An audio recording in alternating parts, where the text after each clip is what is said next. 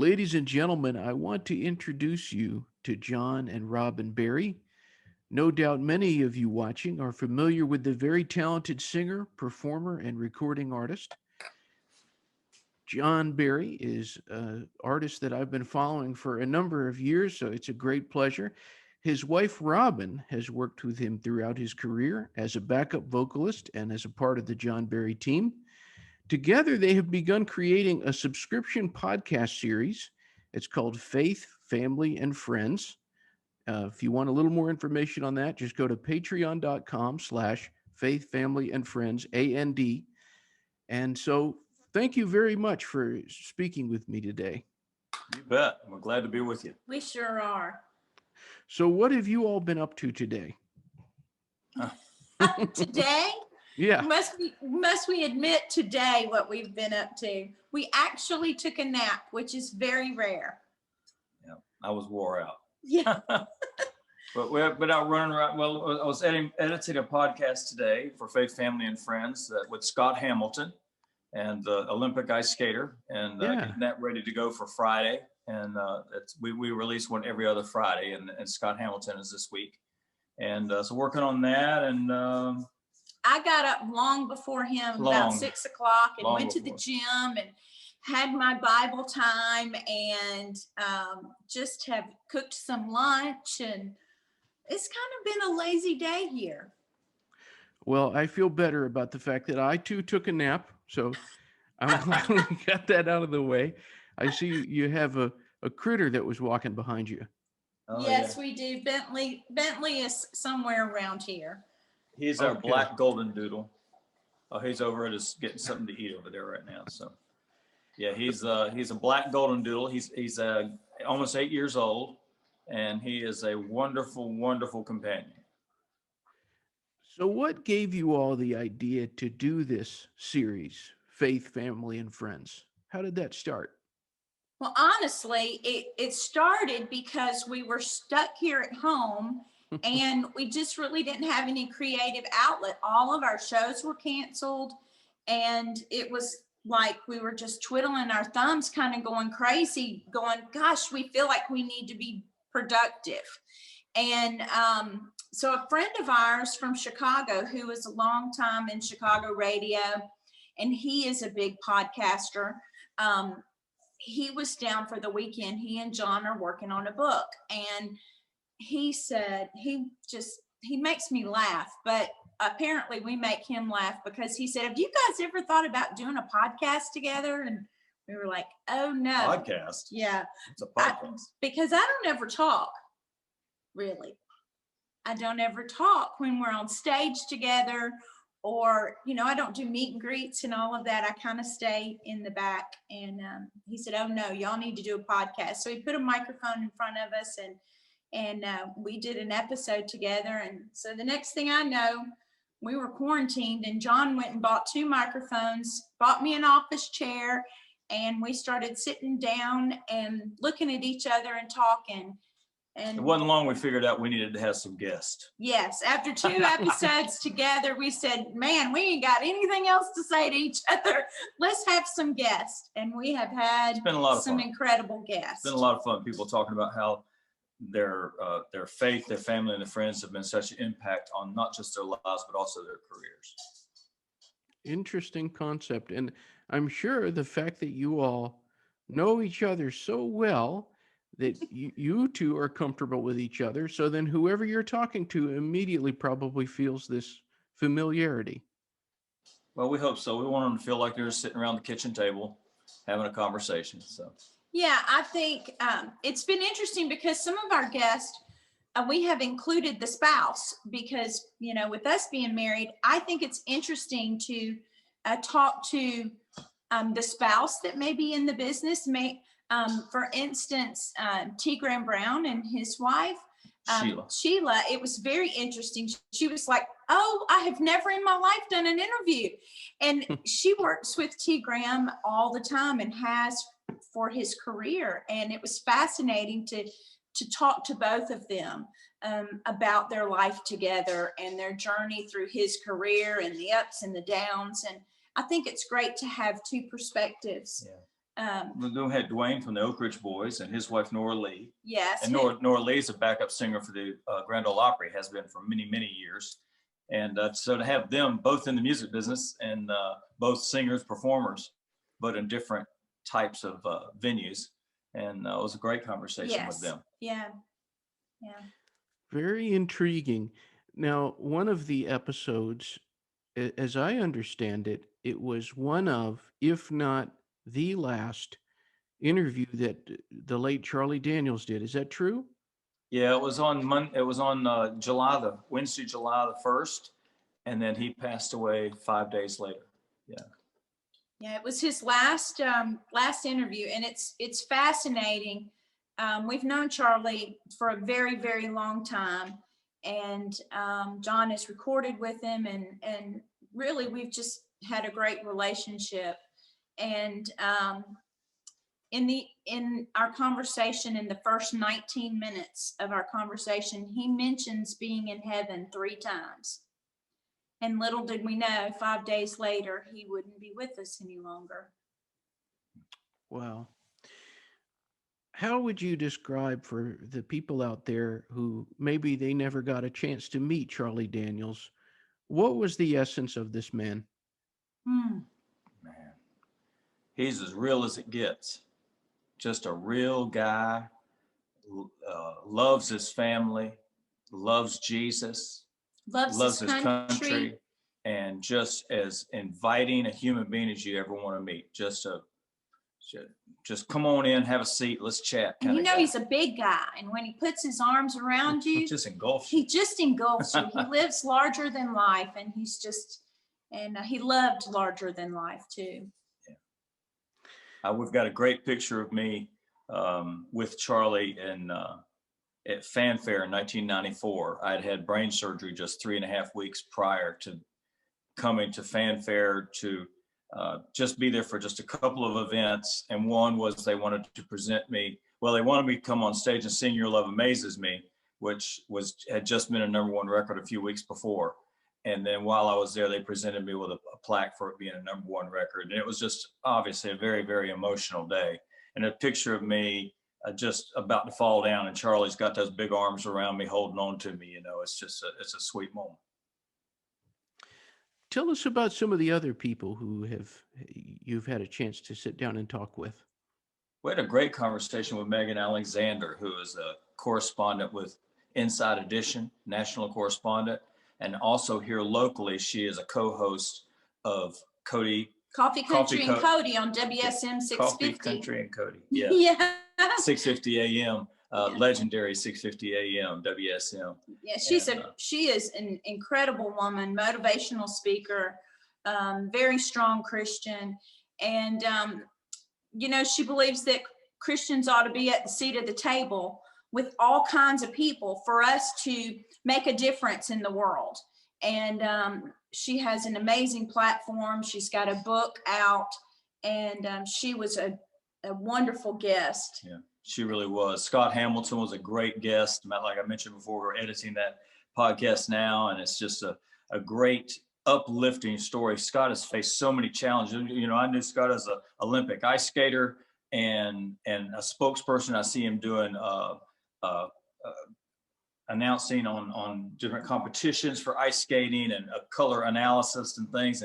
But he has faced unbelievable challenges in his life, and you would never know it by his demeanor. He is such an uplifting and just positive person, and it was a great interview. Yeah, he's still facing cancer today, and just living his life to the fullest, and even still has that spark of happiness and joy in his voice that just is so Scott Hamilton. Yeah. We have enjoyed Marty Rabin, who is the lead singer for Shenandoah, and they have got a brand new album out right now that has got, a ton of big time country music artists that they're doing duets with, like Lady A and Blake Shelton, and just the list goes on and on. It's pretty awesome. It was nice to talk to him about his early music career, and of course, Marty's like a preacher. He can talk some faith, and it was a wonderful conversation. Really Some of my favorite, though, are some great hometown folks from Georgia. We got to have a conversation with Coach Vince Dooley and his wife, Barbara. And boy, that was a hoot. We had the best time talking to them. If some of your listeners may not know Coach Dooley, he was the longtime head football coach for the University of Georgia for many, many years. Oh, yeah. Then, anybody who knows college football or SEC football would know Coach Dooley, and we had a great time. Usually Coach is pretty quiet whenever we've been around him, but that day we got a lot of great stories, and it was just a treat to talk to the two of them. It was a lot of fun. This was a few years back, but I went to see the Tams at the Classic Center in Athens, Georgia. Oh, yeah. And the seats were 3 to a row at where I was seated. And so I'd never met them before, but they had no idea. I was just some kid. It was Vince Dooley, Barbara Dooley, and myself. We were sitting together, and people kept saying, "I saw you with Vince Dooley." And I was like, well, I mean, I didn't know them. I happened to be sitting there, but it makes me wonder, is he a big music fan? I mean, he was there at the Tams and he was hanging out with you. So. Well, he seems to enjoy music a lot. You know, it's a part of his life, you know, and he does go to concerts. I know Barbara loves to go. She does. And, I was tickled when she called and she said, "Robin, do you have tickets for me and Vince to come to the show?" So I am tickled that they will be joining us for one of our Christmas concerts in Athens this year. It's just, I think they do love music. Yeah, they do. Yeah. Yeah, we're looking forward to seeing them again. And we haven't seen them since the podcast aired, and actually we haven't seen them in a while because the podcast was done on phone. And but I'll be looking forward to seeing them when we're in Athens on December 16th. They're going to be at the show at the Classic Center joining us then. So I'll look forward to seeing them. Nice. So who would you like to get on Faith, Family, and Friends that you haven't yet, that maybe is a dream at this point, but would be really cool to do? Oh, gosh. How about you? Who would you like? I'd like to get Elvis, but oh, I don't know.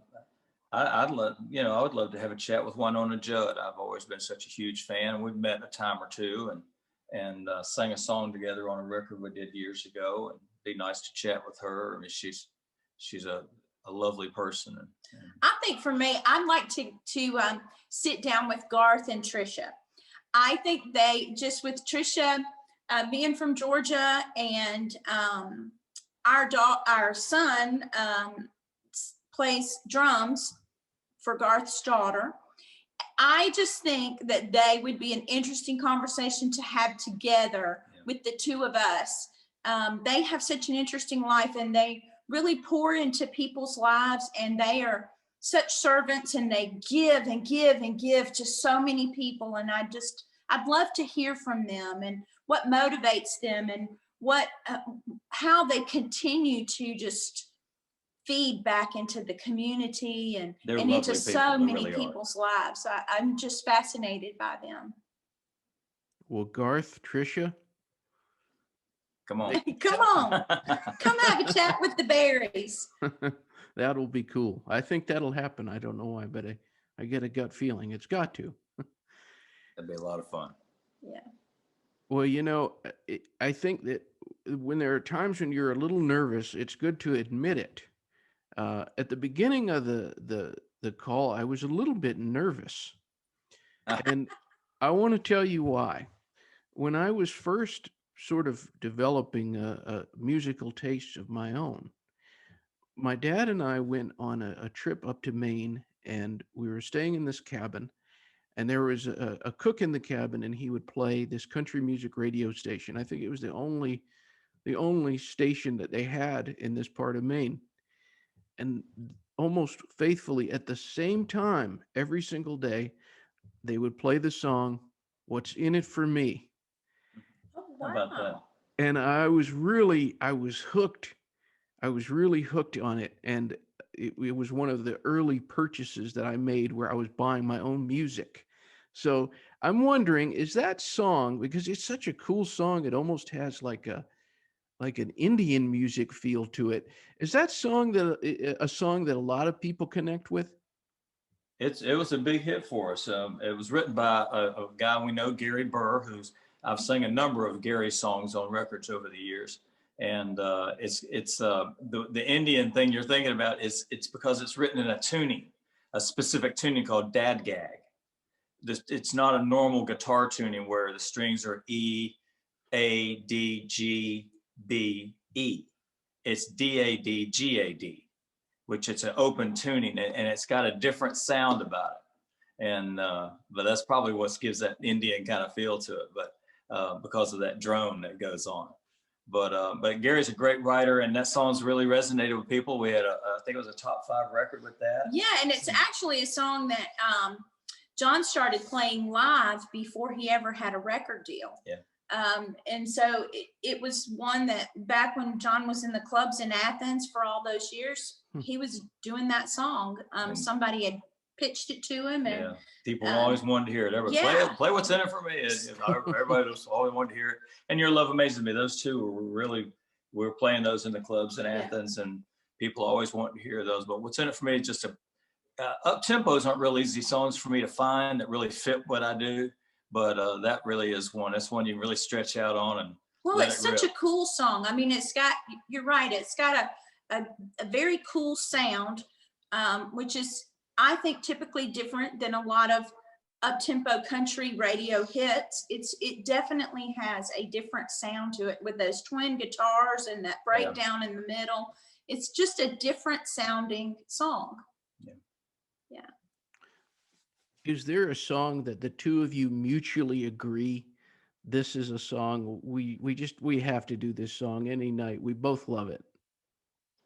I think so. Do you want to say first? I think we have one that, should we say it at the same time? No, go ahead. Okay. I think for me, it would be You and Only You. And that was a song that was a number 2, number 1 on some charts, and it was on the first album. And it was so loved, and it was so requested that Jimmy Bowen, the president of the label, said, we're putting it on the Standing on the Edge album. So it's actually on 2 albums. And to me, it's one of my favorite songs night after night when I get to stand beside John. It's one of my favorite songs that he sings. I can do it with the band. I can just stand there and listen to him do it by himself. I just love, love, love that song. It's very passionate, and he sings it. Just, it gives me chills listening to it. Chuck Jones was the writer on that one. He's the one who also wrote Your Love Amazes Me, same writer. He writes what I can sing. He's really a fine writer. You know, this has been a year for a lot of people. What's got them through is faith. Yes. How important is it to remember and keep faith in mind? Oh, it has to be a way of life, not just something that crosses your mind from time to time.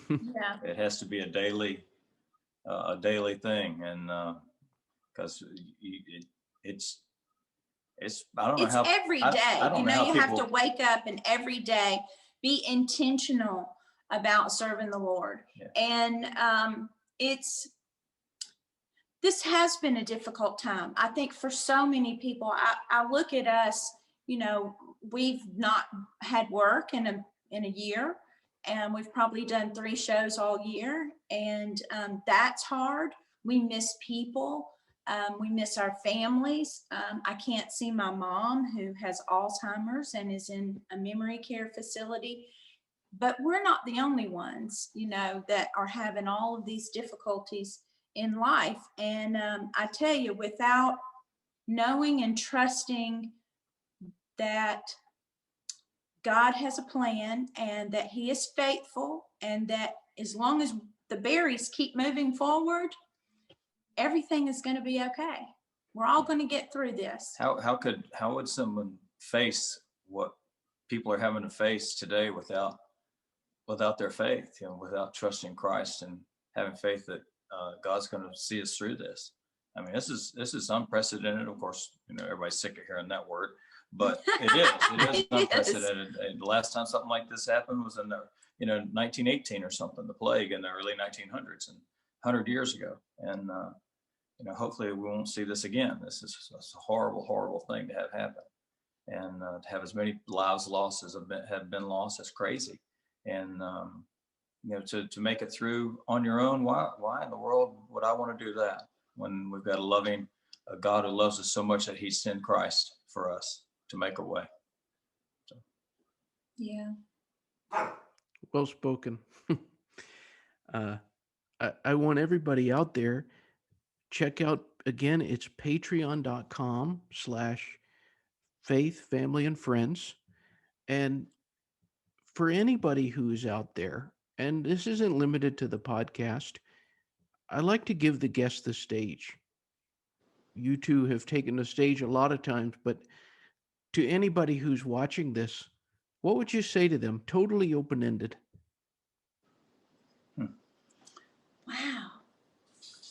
Well, I would say, first of all, the three most important things in life are: one, your faith in the Lord, trusting in Jesus, having Jesus in your heart; your family, keep your families together, keep your families close, love on each other, serve each other; and your friends, do the same. Friends are hard to come by, so we need to love our friends. We need to serve our friends as Jesus served. And I think those are the three most important things in life. Yeah, that's good. You just made that up? That's good. I just made that up, baby. She's smart like that. Well, John and Robin, Barry, thank you very much. I feel like you let me into your house. Well, you are. You're sitting right here with us. You are right here with us. I want to tell your folks a real easy way that they can get to the podcast too as well. And they can go to johnberry.com. Right there on the homepage, there's a picture of Rob and I sitting next to each other, and there's a banner across the bottom. You can subscribe here. And it'll take you straight to the Patreon page. So just go to johnberry.com. All information, more than you really want to know, is right there at johnberry.com. Yes. johnberry.com. Very good. Well, folks, thanks again. I really appreciate you doing this. Thank you so much for having us. We'll be in Athens on December the 16th at the Classic Center. It's very limited seating due to COVID restrictions, but there are a few seats remaining. We'd love to have people to come out and join us for Christmas Tour 2020. Yeah, the rooms won't be full on Christmas Tour this year, but we are going to fill them with a lot of Christmas joy and Christmas love. And I just think it's going to be a very, very special year because there's a lot to celebrate. And I'm just looking forward to seeing some folks and wearing my mask and waving from a distance, but just feeling that love in the room. Oh, yeah. It's going to be a lot of fun. We've got a lot of good plans for the show. All right. I like what you said there. A lot to celebrate. There was a friend of mine, Michael Pocock's his name, and he was saying, anytime somebody would say, it's a bad year, he would say, it's not a bad year. It really, really depends. There have been some bad things that have happened, but there's a lot to focus on and a lot of blessings as well. That's right. They sure are. I think even just the slowing down and being at home, and I mean, we even enjoyed cooking and just eating, not feeling the rush of life. And that's good. That's a good thing. I was doing an interview once and somebody said, what are you looking forward to most when things get back to normal? I said, things not getting back to normal. Maybe we'll be kinder. Maybe we'll be more patient with each other. Maybe there'll be a lot of things that'll be a little bit different than they were before. Maybe we'll care a little more. Yeah. So. Well, folks, thanks again. Thank you so much.